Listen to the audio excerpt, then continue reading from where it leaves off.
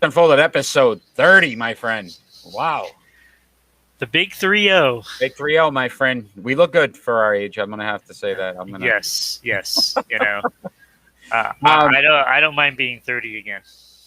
So once again, we are a sports talk show. Hopefully you've seen us around. We're live. We're on Facebook, YouTube, and Twitch on Rhode Island _broadcasting and Rhode Island Broadcasting on Facebook and YouTube. So, Ron, I want to thank you again for Tuesday. We had a great show with the NFL preview. That was so fun. Right? It was great so show. fun. I want to thank Kenny. Kenny was great. And everybody that watched. So, obviously, we got to start off with our leadoff, and that would be the defending Super Bowl champions began their defense of the title last night, defeating the Dallas Cowboys 31-29. What were some of your takeaways? One of my takeaways was, wow, I missed football. Yes, right? So that's the first takeaway. Second takeaway is... Well, let's say that we missed football with fans. Like, having the fans in the stands was such a different experience than it was last year, because we had football, but it wasn't the same. Go ahead. I'm sorry. No, the second takeaway is Tom Brady will never age. And my third takeaway goes to Dak Prescott, because he played very well. Like, he was pretty good. Yeah, if you think about that injury. And I got to give him credit to having such a good game in his first game, his first real game back. And he did a phenomenal job. Went toe-to-toe with Tom Brady. Yeah. Even, look, Tampa Bay looked horrible in that game. Like, they were making mistakes everywhere. But we all know Tom Brady teams always start out like this, and then they fine-tune. Yeah. So, I mean, Dak Prescott, 42 for 58, 403 yards, 3 touchdowns. 1 interception, which wasn't really his fault. CeeDee Lamb, ball went right through his hands. So, I don't blame him for that. I was impressed with Amari Cooper, who, has always showed flashes. He looked very good for them. 13 receptions, 139 yards, 2 touchdowns. If they could get that kind of production, almost every week, he's going to have an unbelievable season.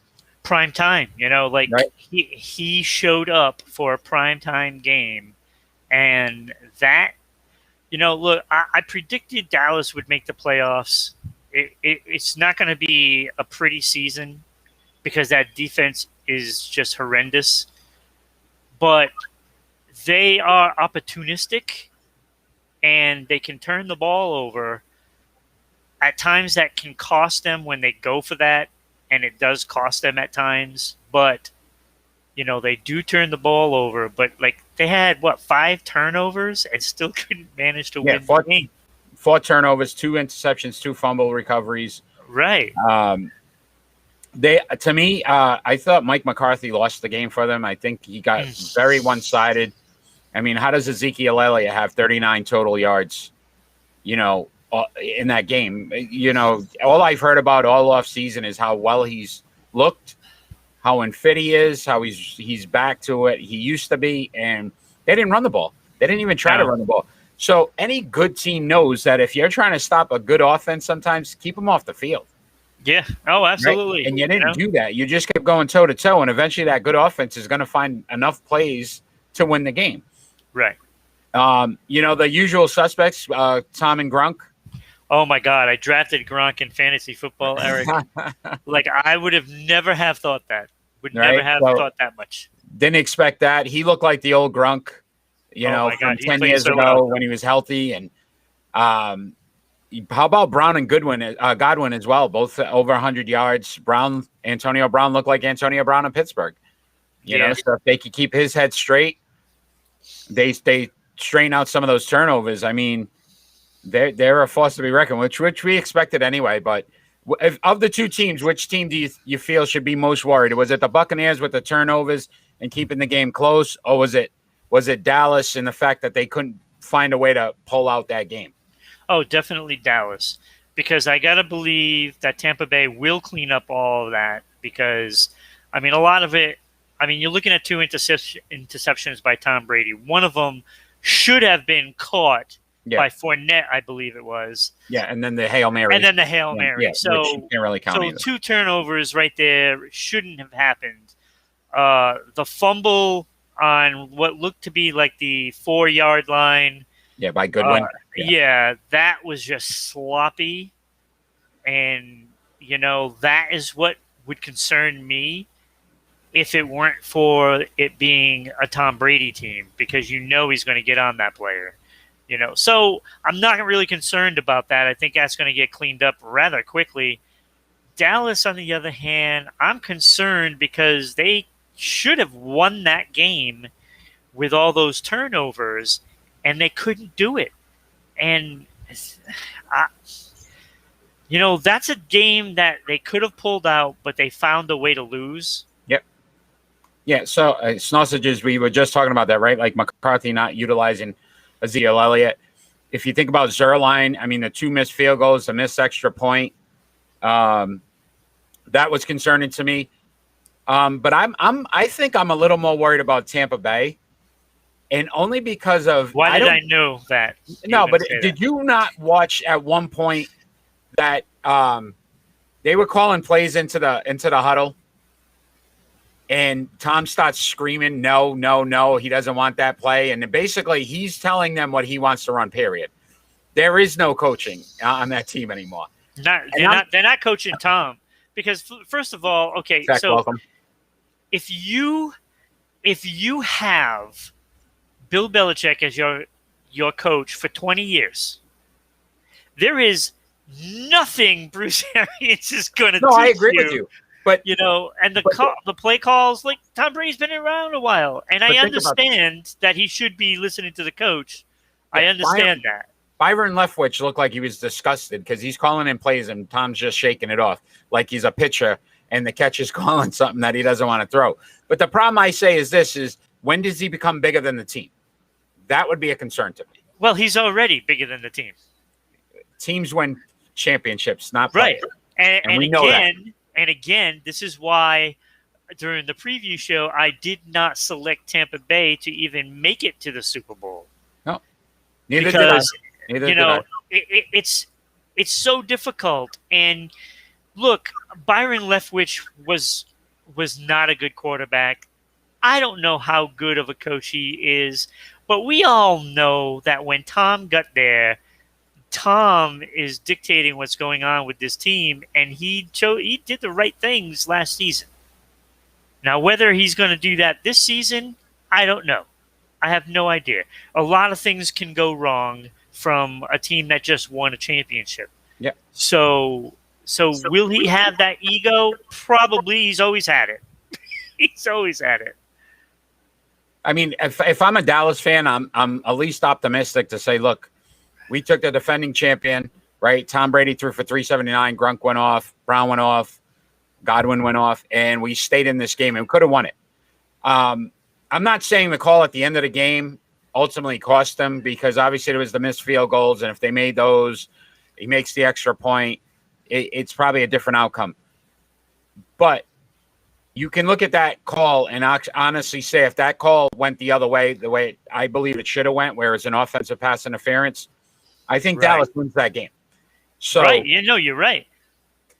That was a terrible call, Eric. Yeah, I think I'm optimistic. As if I was a Dallas Cowboy fan, I'm saying, look, if we can compete against Tampa, granted it's week 1, and like you said, Tampa's going to clean this stuff up. But if you can show that you can compete and Dak Prescott can stay healthy, that's the key. Dak's got to stay healthy because you can see the offense, what they can do with Dak. You didn't see that with the other guys last year. No, and I mean, like Dak is an excellent quarterback. Yeah. Like the skill, we never doubted the skill. That I think is a fact. The skill level on Dak has never been the issue. What we've had issues in the past is basically coaching. Yep. And now we have to question whether he can stay healthy, because I mean, you look at the pass rush that they had in that game for Tampa Bay. There were a lot of times there was some near misses, and And if there's a team, say the Rams, or another solid defensive team comes in, like maybe even a Washington, like they're gonna have to deal with Washington twice, and we know Washington has a solid defense. Are they going to get in enough times that he's going to take a pounding? And that's what you have to worry about. Yeah. Snussage is a great point, right? So the injuries to the offensive line is something they couldn't afford. That's definitely going to hurt him as well. But I have to see Zeke, and we'll have to see if, week 2 they at least try to utilize him a little more. But let's continue on the NFL, and let's talk about the Baltimore Ravens, who have suffered another couple of season-ending injuries with cornerback Marcus Peters and running back Gus Edwards, both done for the season. Will they be able to overcome these injuries? Absolutely not. Right, so they lost Dobbins, they lost Justice Hill. It's the manner and how the 2 injuries happened this week on back-to-back plays. No contact. I think even Harbaugh is a little rattled by those 2 injuries. Look, you're taking out, their second string running back. So they've lost 1, 2, and 3. And they did sign one of the best. Yes, and right? I get that. like when we first heard that Bell was signing, I was like, oh, okay. That'll shore it up. It'll take them a week or 2 to get back into a flow. And I was ready to come out here today and say, oh, you know what? I think Baltimore will, in fact, catch Pittsburgh and pass them and make the playoffs. But then the injuries happened, and I'm like, wait, what? No. So, yeah, they signed Le'Veon Bell, they signed Devontae Freeman, and they signed Latavius Murray. Yeah. So I looked them up just because I was curious. So last year with New Orleans, Murray had 656 yards in 15 games with 4 touchdowns. Freeman in 5 games, 172 yards and a touchdown. And then Bell in 11 games had 328 yards and 2 touchdowns. Combined, they got 1,000 yards. Yeah, I don't think that helps them. But Peters, no field time. Field time this year.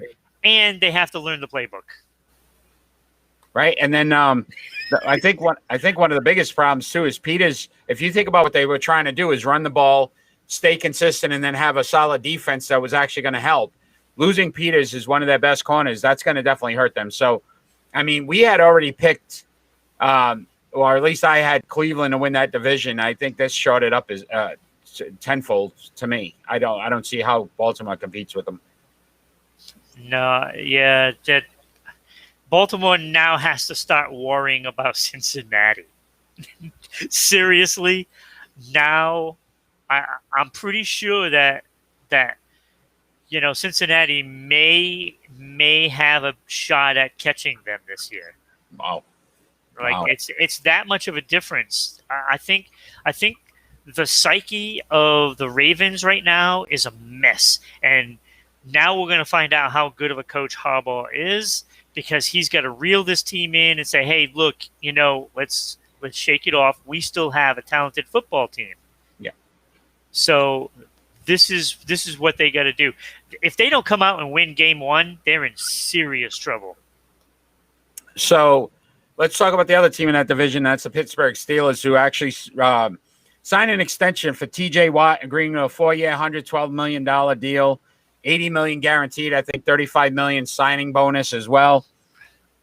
He's a 26-year-old, right? You think about the motor. You think about his brother and what his brother was on the defensive side. He's the highest paid defensive player in football in the NFL. Yeah. Was it a good move for the Steelers? Oh, absolutely. Because this is the thing that we've been talking about for I don't even know how many years. It's like Pittsburgh never re-signs these players for big contracts. They let them walk and they just bring up another guy. Well, this time they didn't do that. And it's actually kind of surprising to me. Yeah. He's way too talented, I think. Yeah. He's a different spectrum than most. He's a great player. I looked at the last 3 years. So in 2018, he had 13 sacks. 2019, 14 and a half. Last year, 20. So he's going in the 15. in 20. So if you think about it, he's going in the right direction. He's at least a sack every year. So he's due for 15 and a half to 16 sacks. And if you think about the one thing that they're going to need to do is disrupt quarterbacks, that's the guy to do it. So I think it was a great move for Pittsburgh. I think that kind of at least helps them keep them in that race, in that very, very tough division. Oh, absolutely. So what about let's talk about our hometown team here. And on Sunday, they will be facing the Miami Dolphins at home. So what are some of the key things that you're looking for in this upcoming game? Just don't turn the ball over. If Mac Jones has nerves, which, look, he's a rookie quarterback, he's going to have nerves. He's going to be nervous in that first game. Thank you, Invader. As long as he doesn't turn the ball over, the Patriots will be fine. And you know that Bill is big on turnovers. He does not like anybody fumbling. Yeah. Stuff like that. So all those players that are out there has to be able to hold on to that ball when you got it. You cannot turn it over. RTS, thank you for joining. I'm looking at it this way: yes, I want to see the Mac factor. I get it. That's what everybody wants to see. But I'm really curious to see if they're going to play the brand of football that they're built to be, and that's run the ball. They've got three backs that can run the ball, but can they also play that defense that we're expecting them to play? If they can play that disruptive defense, if you think about like you said yesterday, where you could see Tampa in the backfield and Dak's trying to do right, that should be our defense, because we're much better than Dallas, and we should be able to penetrate and get in there and create some havoc. I want to see what Bill designs with this defense, and my concern would be the secondary as well. Without Gilmore, can they survive the 6 weeks before he comes back? And if they can't, they may be in trouble because, again, without having that piece, and if they can't get that pass rush, those defensive backs are liable to be efficiency on the team, and that could cost them. Yeah, this team has a lot of skill, and they have some speed. So you're going to see probably a lot of different things that Bill is going to throw at, Tua, see if he's ready for the NFL. Yeah. This is Tua's real test is this year. Yeah, he didn't play a full season, and they kept pulling him. What they did with him last year. Yeah, so Bill is going to treat him like he's a rookie, and he's going to throw all kinds of stuff at him, all kinds of guys shifting around, whether they're at the line or if they back off the line and throw different packages at him, like we're used to seeing Bill do that to rookies. And he's going to try to confuse him, and I think he's going to cause a lot of turnovers. I would not be surprised if he threw at least 2 picks this week. So let me ask you this one question. Are you a little concerned knowing that Brian Flores came out of our system, obviously defensively, worked with Bill? He was with us for quite some time, Brian Flores. What's he going to throw at Mac? I think you're going to see a lot of the stuff that he used to do here in New England. I'm not sure it's going to work, to be honest with you, because Bill's going to be expecting that.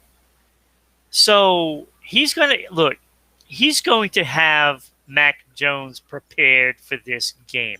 And I think that the poise that he shows on the field, I think he's going to be fine. We've had Romeo go places. We've had Matt Patricia go places, and those teams did not succeed. So I'm thinking it's going to be more of the same. Yeah. Yep. No, I'd just be interested to see if he can come up with something that might confuse him. To your point, I think Bill's going to have this kid prepared and say, hey, this is what I would do against you if I was playing you. So it'll be interesting to see. We'll have to see. This is going to be the first time we see Mac. So this is it. It's his show. It's his keys. That's right. Let's see how he drives the vehicle. I'm not sure if you saw the Cam Newton YouTube situation. Yeah. I mean, we'll briefly cover this, but I don't understand what he's trying to prove. It's a little disheartening. I'm not surprised. I'm really not surprised anything Cam Newton does. But I didn't like him from day one in Carolina, and I still don't like him as a person, let alone a player. Like, I think the ego has far surpassed what his worthiness of the NFL has been. Yeah. Like, one good year and not winning a Super Bowl does not make you a great player. Sorry. That's just how it is. Yes. I've never thought, like, I've always thought he was an attitude problem, even though, it might not be that case, but that's what he projects on TV. Oh yeah. So Snausage's great point, right? Any opportunity he had, he probably blew it now at this point. And I looked at it this way. I think it validated what Bill did. I think it validated him saying I had to cut him because he couldn't be the backup. Because he was going to be that guy. And I know he said he could have been a backup. That's baloney. And you know it, I know it. Yeah. No, absolutely. Absolutely. So, Cam, good luck. Someday you want to join Sports Unfolded, we'll talk about it, and we'll see if we could get Cam on here so we could actually tell him how we really feel about him. So once again, if you're joining us, we're live. We're on Rhode Island Broadcasting. We're on every Friday night at 6 p.m. We're on Facebook, YouTube, and Twitch. So a few different ways to watch us live. You can follow us at Sports Unfolded on Facebook and Twitter, at Broadcasting RI on Twitter, Sports_Unfolded on Instagram. And you can also listen to us on our podcast through Anchor, Google, and Spotify. So many different ways to watch and listen. If you can and would like to, you can subscribe to Rhode Island_Broadcasting on Twitch. We'd greatly appreciate that as well. You can follow me on TSmooth73 on Twitch. All right, my friend. We're moving on to our triple play, and we're going to keep the football theme going. And we need to decide of these offensive captains that were named by the New England Patriots, and just the offensive captains, which one would you start, which one would you bench, and which one would you cut? So the three candidates are Dave Andrews, the center, wide receiver Matthew Slater, and running back James White. You're up first, my friend. All right. So if you look at the graphics right down here, I put them in the order where they belong. All right. So Dave Andrews definitely has to be the starter because he's on that offensive line. Without the offensive line, Mac Jones isn't there. Exactly. Great call. Good job. So that goes without saying. So then it was just a question of the other two. And because Matthew Slater has been such an unbelievable special teams player his whole career, that guy is irreplaceable. Okay. I can replace White. Oof. Look, I think he's a great player and he's a clutch player, but it's easier. It's easier to replace White than any of those others. So start Andrew, bench Slater, cut White. All right. So I had it as start Andrews. I agree with you. You need that offensive line, that guy to control that line. But I benched White, and I benched White because what's a great security blanket for a rookie quarterback? Those little dumps out of the backfield. James White does it better than anybody else. As much as it pained me, and I agree with you, I would cut Slater. They've got a lot of solid special teamers where I'm not saying he's replaceable, but I'm saying that you could probably get by. Mac Jones needs James White. Yeah, I'm not sure about that, but all right. Well, fans out there that are watching, how would you put it? Snausages, RTS, Vader, any of those guys? If you guys want to chime in and let us know if you thought who got that right. All right, my friend, we're going to move on to some Major League Baseball because a lot has happened in the last week. A lot has changed in the last week. So, first off, the AL wild card has gone from when we were at 7 days ago, the Yankees. Now the Red Sox are back in the first place spot, a game up on the Yankees who are flat. Blue Jays are a half game behind. with the Mariners and the A's both 2 games behind. All right. I just want to let you know I'm more nervous about the Blue Jays than I am of the Yankees. Yeah, I agree with you. I would be. I would absolutely be. And I think if you as a Yankee fan, you're more worried about the Blue Jays than the Red Sox. Yeah. So the Blue Jays took care of business this week and beat the Yankees. Oh my God! But then look at it this way too: Sale out, COVID-19 now. Cole out with the hamstring. Those are the 2 best players on both of those teams. Yeah, and that is trouble.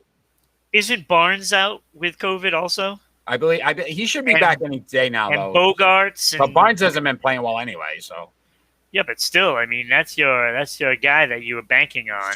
The only reason why Boston's where they are right now is because Sale came back and lit a fire, and the team responded and he was pitching well. You didn't need that. Nope. So nope. Yeah, as a Yankee fan, I'm complete. I basically a couple of my friends that are Yankee fans, we all consider the season lost. Well, how about this for a scenario? What happens if Toronto and Oakland leapfrog Boston and New York, and they both are out of the playoffs? It very well could happen. Would that be something? How are the Mariners still in this thing? I don't know. Right? I wrote them off last week. But this they is were what I'm saying. 5 games back. Yeah, all these teams that we keep saying, like, all right, they're starting. Look, realistically, 2 games back, and the way the 2 teams are playing, Boston and New York, very easily they could both be out, and one of these 3 teams are in. That could be out both teams by Monday. Right? So, and we might have to do a Sports Central with Sports Flash on Monday and just say, hey, look, it's already changed again. Yeah. How about in the National League, where the Dodgers obviously hold that first spot, 13 games. The Padres are flat now, so the Padres have taken over that second spot. Well, I called that one last week. San Francisco winning the West again. But the Reds are a game back, Cardinals 3, and Phillies 3.5. Yeah, don't count out those Cardinals, I guess. Like, they've been quietly creeping up. Yeah, they've hung around. But dude, it's going to be all 3 out of the NL West. I can't see it going any other way unless they beat each other up. And I believe the Padres and the Giants play this week. So, that might hurt one of them. Yeah, that'll hurt. It might knock them out of the wild card. It could, actually. Yeah, the Padres, anyway, if the Padres don't win, the Padres need to win. Yeah, they have to. The Giants don't. It's just they're flip-flopping with the Dodgers, who's going to be the wild card. That's a I think the managers of the Dodgers and Giants are calling each other, and it's like, is it my turn this week or is it your turn? Yeah. You guys had it for a while. We'll take over for a week. No, I'll take it back. If I'm the Padres, I'm nervous though. 1 game, and you're in a very tough division. Well, I'm not sure. I mean, you legitimately have 1, 2, 3, 4, 5 teams battling for that last spot. So you got San Diego, Cincinnati, St. Louis, Philadelphia, and the Mets are 5. Yeah. That's hard to come back with only 20 games left. But it is doable. But you have to have a lot of help. Yeah, you got to make a nice run and like you said, get some help. Yeah. So let's talk about the other mess in Major League Baseball, and that would be the 2020 Hall of Fame inductee ceremony that happened on, if anybody missed it, on a Wednesday at 1:30 in the afternoon. Because everybody is usually off at 1:30 and on a Wednesday. Once again, Major League Baseball does it like no other. A complete mockery. Okay, not even to mention that one of those fellows does not even belong in the Hall of Fame. Oh, boy. Here we go. Look, I'm sorry. Sorry. If you're a 285 hitter. So, Larry Walker? With 248 home runs in your career. Walker? No. Who was it? Ted Simmons. Ted Simmons. Where's Ted Simmons come from? Yeah. Who is he? He's one of the players that made it into the Hall of Fame. I believe the Cardinals. Part of his career was Cardinals. Okay, I believe you. Look. Okay, for you to even sit there and say, no idea. who is he? While you're talking, I'm looking this up. Tells you everything you need to know about a player Ted Simmons. I'm looking him up. Go ahead, keep talking, buddy. Like, ooh, I don't want to do that. This guy is not a Hall of Famer. Period. He's not a Hall of Famer, and I'm sick of Hall of Fames just throwing people in there. And wait, I'm not done with Hall of Fame yet today. Ted Simmons. He played for 20 years. Yeah, he's an 8-time All-Star. Yep. Silver Slugger. He played for the Cardinals. You are correct. Nope. Milwaukee and Atlanta. Yeah. Last year was 88. Yeah. Okay. I don't know this guy at all.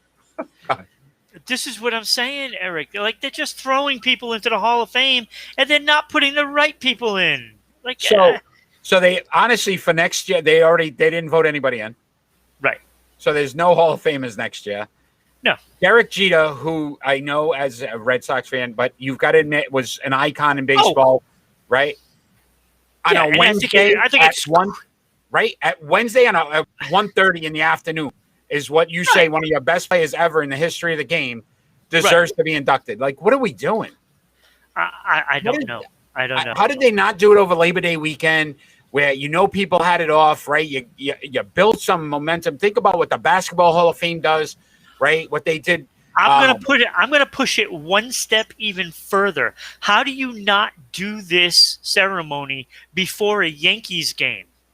Yeah. This is arguably one of the most beloved players in history.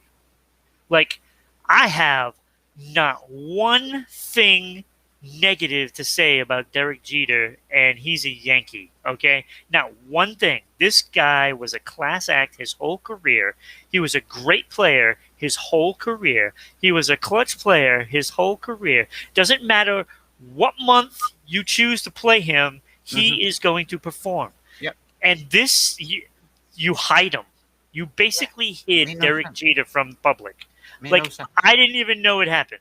Yeah. It baffles me that you look at what the Hall of Fame, the NFL Hall of Fame did, right? They had 2 separate ceremonies for both classes. And it's on prime time. It's at night. It's on the weekend where people could actually see it and want to watch and celebrate these guys. And this is how Major League Baseball celebrates their players. It's ridiculous. And then next year, you don't even get a Hall of Fame because they didn't vote anybody in. Right. They need to change the voting system. I'm done with these Major League Baseball writers and what they think they know and how they're higher than any. I guarantee you, if we went out and we looked at some of these records of these writers, that they have probably criminal records, DUIs, all this stuff on their background that doesn't get held against them, but they can hold somebody back for supposedly using steroids or allegedly, being involved in something. Cut it out. I wouldn't vote a steroid user to go in.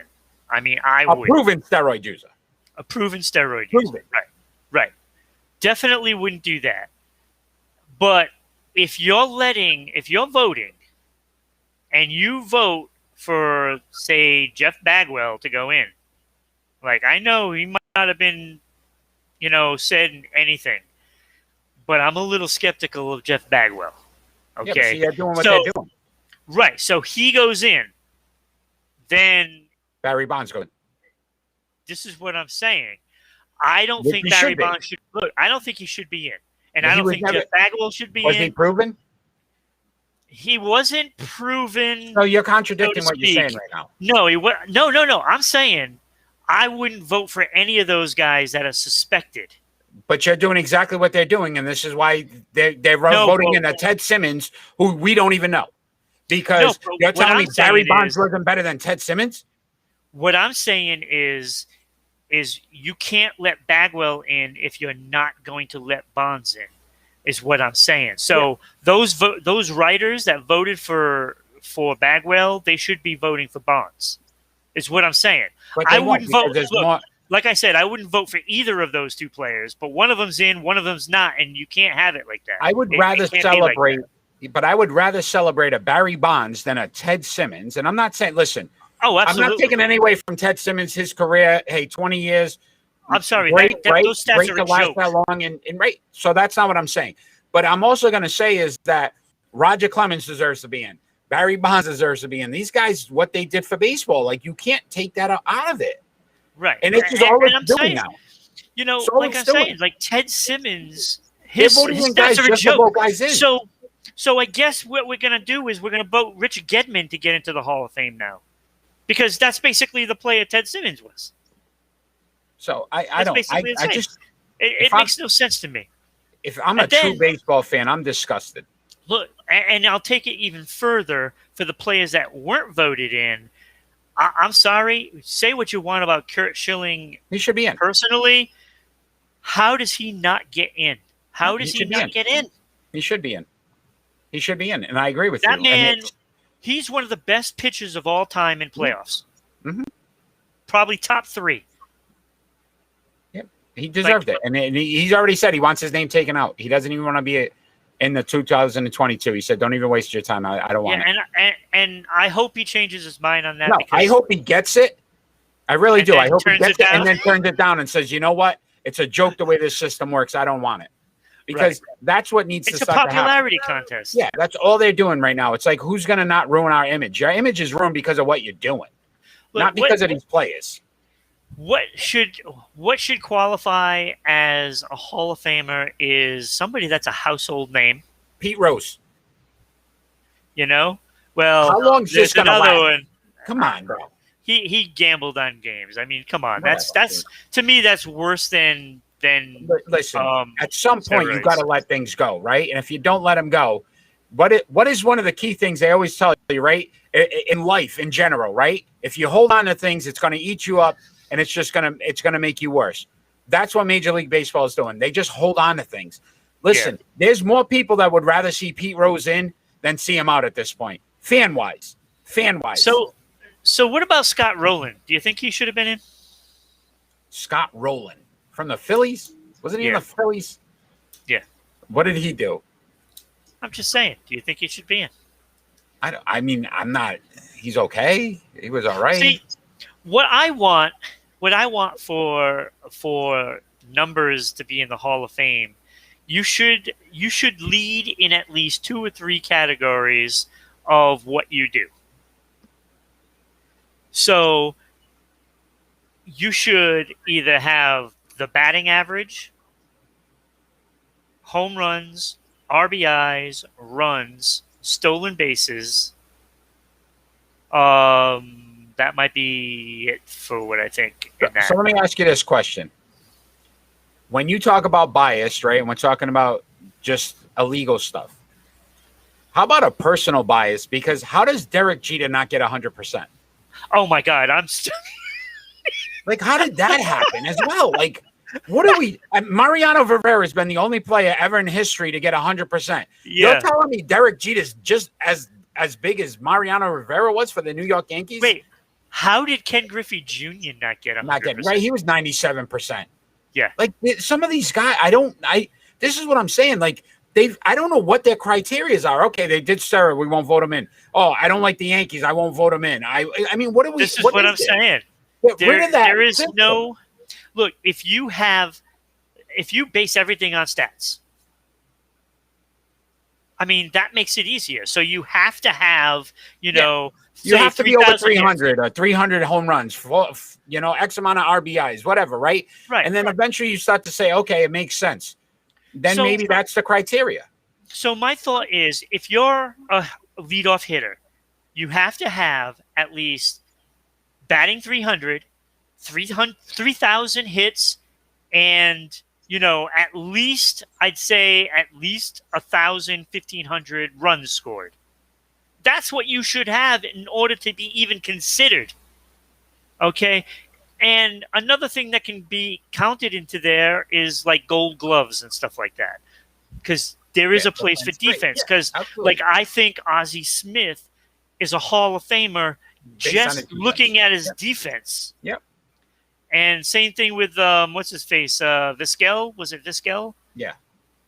Like, these guys, they win gold glove every year, Yeah. That kind of thing. So, and if you're pitching, you must have nowadays it's going to be tough for anybody to get 200, but I think 250 should be the mark for wins. Strikeouts probably 2,000. ERA, under 3.2. We're going to have to see how many guys you would have kicked out of the Hall of Fame. We're going to have to. And you know what? This. Oh, well, because there's a lot of them that don't even belong in there, and there's some players that belong in there that aren't in there. I agree. And I apologize to Ted Simmons because we're not trying to discredit what you did in your career. I am. Well, I'm sorry, I am. I am not. I'm not putting Rich Gedman in there. I wouldn't be able to do what he did on a baseball field, so I'm not saying what he accomplished on the field. I agree with you that the Hall of Fame, it seems like it's a little stretch, but again, I think because they just don't have a system in place. Let's move on to your number one topic, and that's the NHL, my friend. The NHL. Sidney Crosby, my hockey guy, always, right? Sidney Crosby will miss the start of the season after having wrist surgery. Should Penguins fans be concerned? I'm going to say yes, but only for another reason. It isn't the fact that Sidney Crosby is going to miss time because he had surgery on the same wrist for the same thing last year. Chicago. No, it is the fact that Evgeny Malkin is also recovering from surgery, and he's going to miss some time. So you're missing the best two players on the team for at least a short period of time at the beginning of the season. Yeah. So they were the number one team in the East. So do you think that this would hurt their chances of repeating as the number one team in the East? Yeah. Because by the time these guys do come back and get into a flow, it's going to be a little while. And I don't think – I would say that I don't think that they won't make the playoffs, but you never know. You never know. It is a long season. We'll have to see. Yeah. Yeah. Again, my hockey guy, we'll have to do a hockey special soon. It's due for you. It's due. Yeah. And we're going to do an NBA preview show as well. So we've got a lot coming up in the future. That we do. Let's move on to a hockey topic of face-off, baby. As our segment of face-off. And with the rules, with the play yesterday, this is where I based this question off of. Should the NFL change the instant replay rule in the last 2 minutes or a half or a game to allow the coaches to challenge a play? So Mike McCarthy could not challenge that play last night because it was within the 2 minutes, and it goes to a review booth, and they make that decision. One of us has to be for the rule to stay the same. One of us has to be against it and want the rule to be changed. Since you're first, I'll let you pick what topic you'd like to argue. I guess 4, I guess. So it's 4. So you want the rule the same. Changing the rule? Oh, wait, for them to change it. To change it, okay. And I'm against it. Okay. All right. I guess. Whenever you're ready. All right. I'm ready. Go. Okay, so it's really such a simple rule that it shouldn't even be a question, especially after what happened in that game. That was clearly a pass interference, and if he was allowed to throw the flag on that play, then it would get reviewed, and it would have been pass interference on the offense, and it would have altered the game. So with that, I think in the final 2 minutes, I think the coaches deserve at least one extra challenge in a game just for that. So if they run out of challenges, they still get one for that. So I disagree, and this is why I disagree. First of all, if they don't have timeouts, what do you take away from them? Secondly, Zerline came directly out and said, if I made my kicks, we win that game. Players play the game. They need to play. You can't use an excuse as a flag or a replay or. Oh, I wasn't making an excuse. I'm just saying that makes more sense. But if it was the last play of the game, and I would say that ultimately gave Tampa Bay the win. Yes, their team still had a chance to stop Tampa Bay and try to avoid them kicking that field goal. That didn't happen. It's on the players. It's on the teams to make sure that stops. As well as why keep screwing up the game and making these stops. And then half the time when they do the replays, it's inconclusive or they couldn't tell or it stays the same anyway. We're not even sure that play would have changed even if they reviewed it. Well, they should get rid of the whole thing altogether. They should have fans doing the reviews. Let the fans decide if it was. That's how I look at it. Yeah, that's what we need. Right? That's what we need. Clearly, every play against the Patriots would be reviewed and overturned if I was watching. All right, my friend. Let's move on to some NBA. And Ben Simmons is really that whole mess in Philadelphia has turned into a little bit of a mess.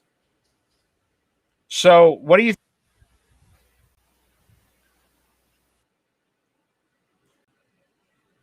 Right. So, if we're looking at what happened, obviously Ron having some technical difficulties. Apologize. But we're basically discussing if Philly should trade Ben Simmons, and I was looking at it this way. He's got 4 years left on his deal. He's a 4-year. You know what I mean? In his 4 years, he missed his first year, but he's been a 3-time All-Star, 2-time All-Defensive. He's 25 years old. What are they going to get for him? Right? Realistically, they're not going to get anything that's even as the same value. It's like you go in with a Corvette and you're trading in for a Toyota. You're not getting the same. So, to me, it would be interesting to see if Philly even pulls off a trade, because I think at some point you got to force his hand and say, look, you're going to have to play for us because that's the only option. I mean, he averaged 15.9 points. Your background, I'm not sure what you heard or didn't hear. You know, maybe he averaged 15.9 points, 8.1 rebounds, and 7.7 assists per game so far in his career. They're not going to get the same value in return. So I think, to me, they force the player's hand and try to keep him. That's just my opinion. All right. Why do I feel like I just got lost?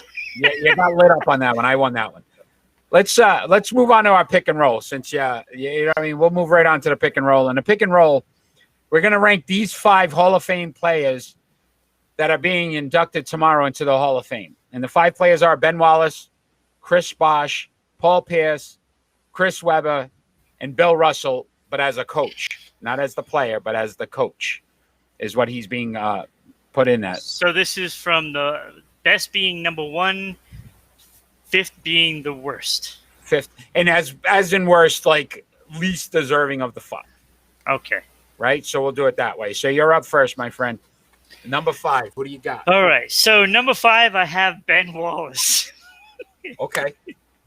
I mean, like his career numbers, 5.7 points a game, 9.6 boards. Yep. He won 1 championship. Yeah, with Detroit. 4-time All-Star, 4-time Defensive Player. Yeah, very good. Look, his numbers, he shouldn't even be in the Hall of Fame. I'm sorry. He should not be in. There's no way I put this guy in. This is a joke, right? His numbers are a joke, but we're going to put him in anyway. So by this, we can put Marcus Smart in there.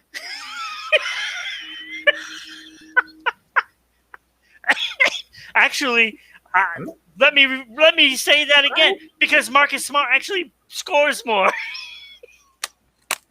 Okay. Come on, it's a joke. So if I was to really do this list, I'd have 3 guys.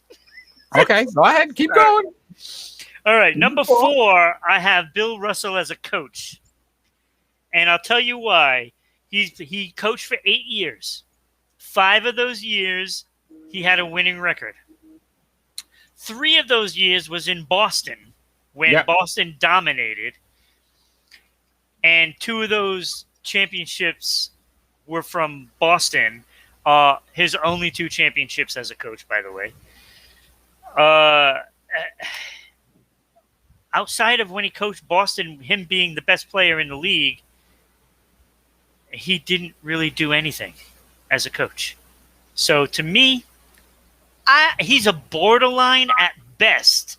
Borderline at best. The fact that he was the first black coach kind of makes that door open. And that's how he ultimately gets in. Okay. I don't think it's entirely on the stats. Where was I? Oh, yeah. Number 3. Number 3 is Chris Webber. Now, I have him 20.7, 9.8, and he's got like 5 assists per game. I won Rookie of the Year. Yeah. Yay. Um, yeah, that's basically his career. Like, Okay. 5 All-Star games. Like that quality of a player, you're only 5 All-Stars. So to me, it's not even enough All-Stars. I wouldn't have him in there as well. So I'd actually only have 2 guys in the Hall of Fame. This is where it got a little sketchy. Because I kind of think they're both equal. Okay. In one aspect, but I put Paul Pierce at number 2, and it's only because he has 1 less championship than Bosh. All right. So 1 championship, ton of All-Star appearances. 10 All-Stars. Yep. 19.7 points, 5.6 boards. 3.5 assists. He was also the Finals MVP. Very good. So yeah, I like it. So I had him at number 2, but it was close. It was close. And like I said, Chris Bosh at number 1. He had those 2 championships, 11 All-Stars. So 1 more All-Star game, 2 more championships.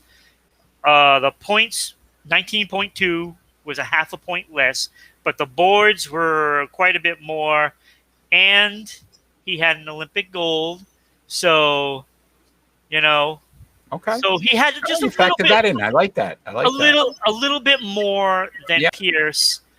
Now, which one would I take if I was picking? I would take Pierce. Take Pierce if I was picking a player for my team, but he was the most deserving of the 2.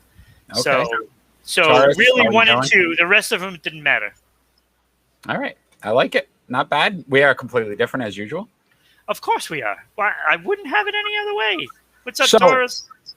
So at number 5, I have Bill Russell, player coach. But I just, again, and with Boston, those 3 years. But his record's 341, 290. So, I mean, okay. 2-time champ with Boston. But I looked at what he did with Seattle and Sacramento as the coach, and he didn't win anything with them. So, I mean, like you said, they were a super team in Boston. It was expected to win. He did that. Yeah. At number 4, I had Chris Webber. The only thing I would say is that I disagree with you. And if you think about what he did to change the power forward position, he made that power forward like a point forward. Like he was the first guy that actually was taking the ball up, dishing, doing all that stuff. So, and then you think about what he did with the Kings. He made that team relevant. But Chris Webber, one of my favorite players from Michigan days with the Wolverines. So I'm glad he got in. But again, go ahead. Timeout. No. That's his timeout. The timeout. Yes, very. Good call. Ha ha. At number 3, I had Chris Bosh. Again, 11-time All-Star, 2-time champ. But again, without LeBron, would he have gotten those 2 championships? I don't think so. And Dwayne Wade, right? The super team they built. You're right on that. Right, they created that. So now everybody's doing it. So that's where we're at. But I'm not blaming Chris Bosh. I mean, he did put up very good numbers. His career got cut short because of the blood clots and wasn't able to continue. So he might have even had better numbers than that. At number 2, I had Paul Pierce. Again, the truth and what he meant, right? But 19-year career. And if you think about some of those later seasons, only winning 1 championship to me didn't put him in the 1 spot because I think, again, they could have won a couple more. 10-time All-Star, right? Finals MVP. He did it all for Boston. He basically resurrected the Boston Celtics. But yes, in a shocker, Ben Wallace. And I debated. I was going to have Ben Wallace at number 5.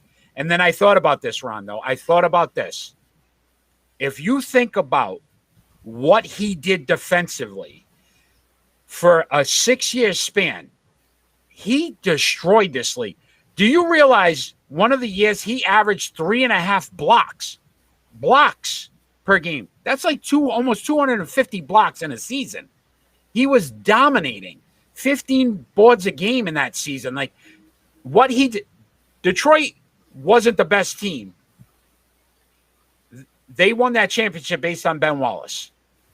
And do you realize he's the first undrafted player ever to win or to get into the Hall of Fame? So that's an accomplishment as well. If you think about it, an undrafted player and what he was able to do and bring. So Ben Wallace, my number one, most deserving, and because he's different. I think you're wrong on that. Tell me another guy that's going to get 250 blocks in a season. I don't know. I don't know. That's insane. It is 3.5 blocks per a game. lot. But 15 boards a game. Everything else is just so low. I get it, but you're talking about low. All right, but listen, it's not about scoring. That's not what he was. Only 4 All-Stars. Because they weren't looking the same thing you're saying. They're looking at the points. They're not looking at the player itself and what he did. I think you make an argument for Eric White, the backbone. So you jumped into the wrestling den and now you're his best friend. This is where we're at. All right. What I'm saying is you made a case for him to be in the Hall of Fame. Okay. But maybe not number one. I would have maybe even put him ahead of Chris Webber. But again, I think Bosh and Pierce are too far ahead. So you got another thing wrong. That's our pick and roll. And as usual, I got it right. No, you didn't. Got it right. You got nothing right. Let's move on to our predictions. So you won last week. The one game that we had different but I won. Was the college game there. Clemson. Go figure, right? Georgia, right? I know nothing about college, and yet. There you go. You got it right, my friend. All right, so let's look at on September 11th, you've got the Red Sox facing the White Sox. It's a 2-game series. Boston needs this one. Well, they're only going to get one of them. It's going. And I believe Sale was supposed to pitch in one. Yeah, so that's not happening. So it's a split. So it's going to be a split. There's no way they win both. They got too many guys out. I'm going White Sox just for that reason. They got too many guys out. September 13th starts a 3-game series. The Rays at the Blue Jays. Before you go any further, can we have Chris Sale go visit, the Chicago White Sox? And just as a memory back. Can go back home there and maybe cough on some players. We'll see. We'll see what they can do about that. So September 13th, Rays at the Blue Jays, 3-game series. Oh my God, this is a good one. Well, because the Red Sox and the Yankees couldn't do it to the Rays, I think Toronto is going to do it. And Toronto is going to put themselves in a playoff position. So they win that series. I agree with you. 2 out of 3 for Toronto. 2 out of 3. Absolutely. September 11th, we've got number 10, Iowa, at number 9, Iowa State. Got to go home team. Home team. Iowa State. Iowa State. All right, so we'll mix it up. I'll go Iowa because neither one of us are really big college football. I'm gonna watch the game. All right, I believe you. Let me know how it is. On September 12th, the NFL season officially kicks off, and we're gonna do every week the Patriots game. So Dolphins at New England. Well, I've already said New England was going to win in the preview show. So circle the Pats, and everybody out there, circle the Pats. Agreed. I can't go against New England. How about the Browns at the Chiefs? Again, preview show. If you missed that, then go watch it after the show. Without a doubt. Watch it. 3-hour special. It's a great show. It's a great show. Unbelievable. One of our best ever.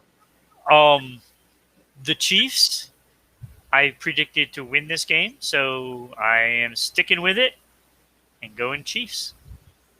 I'm going Browns. And I'm going Browns because they've got so much to prove. They get all the haters out of the way. They win week 1, knock off the Chiefs. Everybody's going to be talking about the Browns. Baker Mayfield. He's going to do another commercial. Can't wait. All right. If you enjoyed today's show. There was another. Can we add another game onto this? Which game would you like to? Go ahead. I can do that for you. Which game would you like? Well, because I think we're close to New York. Do you want to do the New York Yankees series? No, football. Okay. Football. Oh, you want to do the Giants? Giants or Jets? Well, which one's the better game? I don't know. I have to look it up now. Now you're putting some pressure on me, buddy. Oh, I know. Oh, I know, man. Let's see what we got here. And I don't even have my schedule in front of Jets me. Jets are playing. Are you kidding me? Oh, no. They're playing Carolina. So they're at Carolina. And the Giants are playing. Because we got to give some love to our New York fans, even though I don't want to. All right, let me see. The Giants are playing Denver at home. So you want to do the Giants? And the Giants, Denver. So why don't we just do both? Why don't we do both? Right. All right, Broncos at Giants and Jets at Carolina. What do you got? All right, so I have the Giants and the Jets. You got both New York teams winning. All right, I'm going Giants. Showing some love to New York. I'm going Giants. I'm going Carolina because I'm Sam Donald, and I called this, is going to go absolutely crazy because he wants to beat the Jets. Yeah, he's going to throw like 4 picks. One game. This is going to be his only game of the year that he's going to literally be like Tom Brady. Oh, he's going to be like Tom Brady. Tom Brady. Watch. So, yeah. So, once again, if you enjoyed our show, let's watch next week as we break down, obviously, the Week 1 NFL finishes. We'll talk Patriots football as well. Major League Baseball playoffs will continue, and we'll be discussing that as well. If you haven't tuned in, watch the Wrestling Den on Thursday nights at 7 p.m. with Rick and Nick. Ron filled in this week, so I'm glad you could join them. But you're still loyal to me, I hope. Oh, God. Are you kidding? Are you kidding? So, once again, if you're joining us, we're live on Rhode Island Broadcasting. We're on every Friday night at 6 p.m. on Facebook, YouTube, and Twitch. At Sports Unfolded on Facebook and Twitter. At Broadcasting RI on Twitter. Sports_Unfolded on Instagram. Podcasts, Anchor, Google, and Spotify. Follow us on Twitch on Rhode Island_Broadcasting. T-Smooth73. Subscribe. Subscribe. We appreciate it. We've had a lot of positive feedback from Twitch, so we appreciate everybody that's watching and checking in. You guys have been great. Ron, as usual, we do our final thought. My final thought doesn't necessarily have to be anything sports related, but I'll let you go first, my friend. Your final thought. My final thought goes out to former Bruin, former St. Louis Blues, David Backes, who announced he was retiring. First of all, he's going to retire. He signed a 1-year contract with the St. Louis Blues to retire as a Blue, and rightfully so, because he was not that player when he came to Boston. When he was in St. Louis, and I told you this earlier, Eric, he was in the similar situation as what Bergeron means to the Bruins. David Backes did so much for that team.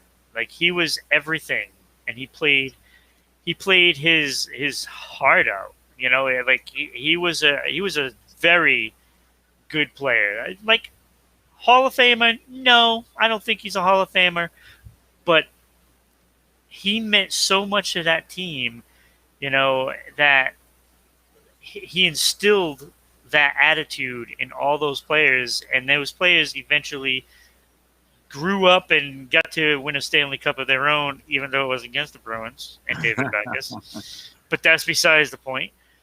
But he is retiring, and, you know, he is, you know, a class act like a lot of hockey players are. Does a lot for the community, and we wish him well in his future endeavors. And, you know, NHL lost a good one. Great points, Ron. Yeah, good luck. my final thought is actually about the 20-year anniversary of 9/11. So as a country, a nation, right, one of the worst tragedies that we've experienced on our soil. It will be the anniversary tomorrow. And I just wanted to, obviously, my, thoughts and prayers go out to the families that have to relive it, every year. It's been 20 years now. Me and my wife had the opportunity to watch National Geographic. They have, it's called a 5-part documentary, One Day in America. I'd recommend that everybody watches it, and just the sheer, dismay of what you actually watch and believe that actually happened and it was real. So, there's nothing we can really say to make it go away. Just everybody remembers.